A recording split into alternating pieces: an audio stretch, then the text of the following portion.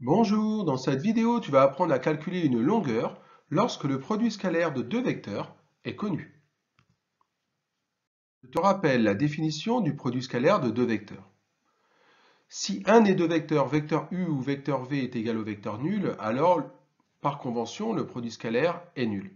Sinon, le produit scalaire, qui est noté vecteur u scalaire vecteur v, avec un point, se calcule en faisant la norme de U fois la norme de V fois le cosinus de l'angle orienté formé par les vecteurs U et V.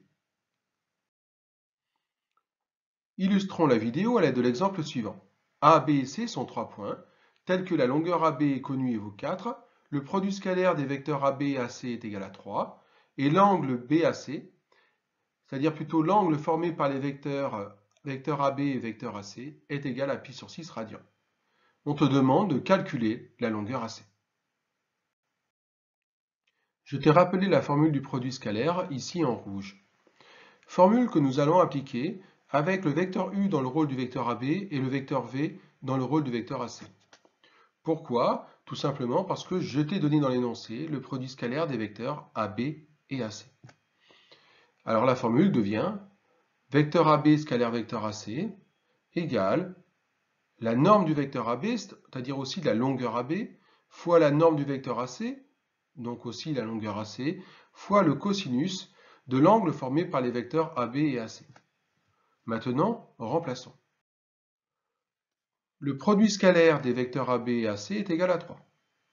Et ça, c'est égal à la longueur AB, qui est égale à 4, fois la longueur AC, qui est ce que nous cherchons, fois le cosinus de l'angle formé par les vecteurs AB et AC, c'est-à-dire l'angle BAC. L'angle formé par les vecteurs AB et vecteur AC forme l'angle BAC.